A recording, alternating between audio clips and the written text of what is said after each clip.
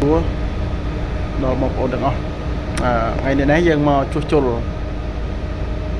nhầm bằng vàng rồi bằng ổn màu squall nó bị cầm hôi bông mà xin chạประเภทนี้เขาบอกเนี่ยมันxin chạผมนะxin chạ trend ហើយសម្រាប់សិនជានេះដែរគឺវាចេញអក្សរនេះវាចេញ error RE ហ្នឹងហើយ RE ហើយ RE នេះដែរគឺយើងបើកចេញធម្មតាបងប្អូនចាំមកខ្ញុំបើកហ្នឹងបើកនេះគឺម៉ាស៊ីនដើរធម្មតាម៉ាស៊ីនដើរធម្មតាបងប្អូនម៉ាស៊ីនវាដើរធម្មតាណាប៉ុន្តែយើងអាចសេរីឲ្យផ្សេងបានណាបងប្អូនយើងអាចចុចឲ្យផ្សេងបាននេះខ្ញុំទៅចុចទៅវាចុចបានដែរប៉ុន្តែវាអត់លោតអ្វីនៅលើវាអត់លោតបញ្ជាក់នៅលើនេះថាវានៅម៉ូដណាម៉ូដណីអញ្ចឹងណាវាអត់ដឹងនេះហ្នឹងក៏កំហុសនេះគឺវាខូច sensor បងប្អូនផងដែរថាសម្រាប់ sensor វាគឺវាមានពីរប្រភេទហ្នឹងបងប្អូន sensor គឺយើងមានពីរប្រភេទនេះប្រភេទបែបនេះ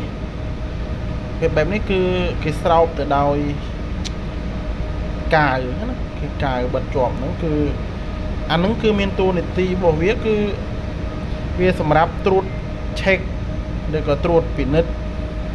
សីតុណ្ហភាពនៅក្នុងបន្ទប់បងប្អូនសីតុណ្ហភាពនៅក្នុងបន្ទប់ណាហើយសម្រាប់ប្រភេទនេះបងប្អូនប្រភេទនេះគឺវាមានស្រោបទៅដោយទងដែងពីលើអាហ្នឹងគឺវាមានតួនាទីសម្រាប់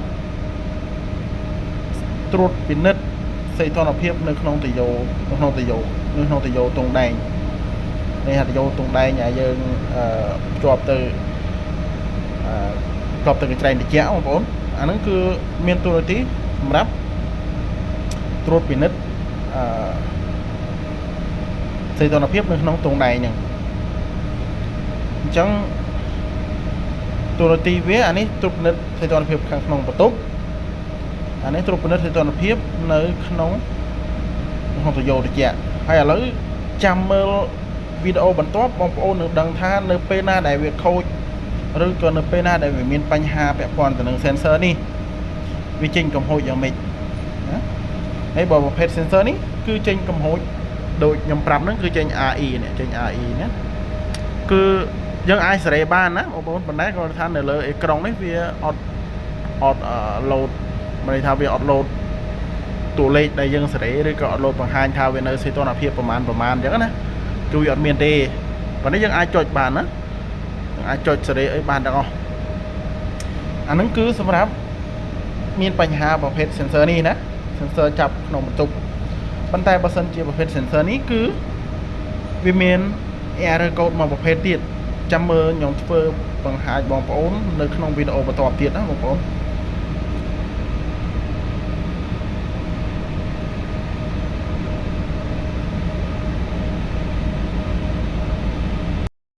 កន្លែងដូររបស់វាគឺនៅកន្លែងនេះបងប្អូនណាខ្សែមអเตอร์ไซค์នេះប៉ុន្តែខ្សែនេះគឺកណ្ដោវាកាត់ដាច់ខូចអស់ហើយណាអញ្ចឹងយើងចាំបាច់ត្រូវដូរថ្មីគឺដូរដោយ sensor នេះណាបើសិនជាយើងប្រើនេះយើងតត្រង់អញ្ចឹង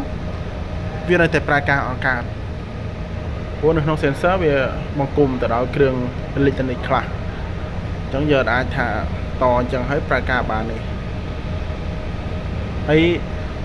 ក្នុងករណីដែលបងប្អូនដូរខ្ញុំណែនាំឲ្យបងប្អូនបិទភ្លើងសិនណាជិះវាងការដែលយើងយកដៃទៅប៉ះកន្លែងនេះទៅវាឆក់វាអីអញ្ចឹងណាឥឡូវខ្ញុំដុសមក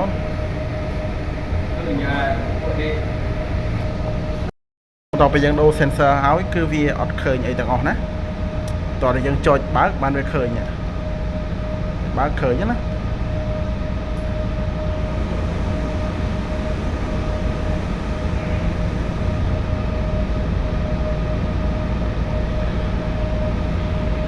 បើឃើញមែនដែរនេះ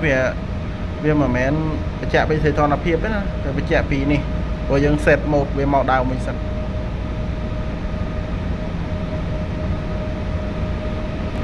អានេះគឺយើង set មក mode ដើមវិញដែរវា load លេខ27ហើយយើងចុចអីចុច mode អីអញ្ចឹងវាដឹងហើយយើងចុចតម្លាក់អីបានហ៎ นี่คือយើងដូរកន្លែងនេះហើយ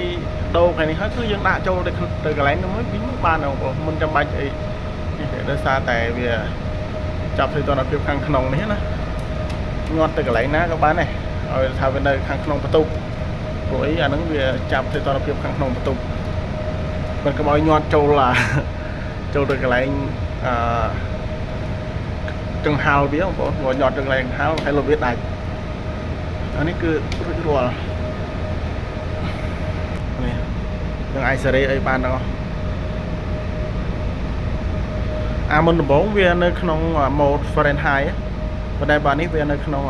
អង្សាសេយើងអាចចុចឲ្យបានដល់អានេះគឺល្បឿនលេខរបស់ motor វាវិលលេខម៉ានចឹង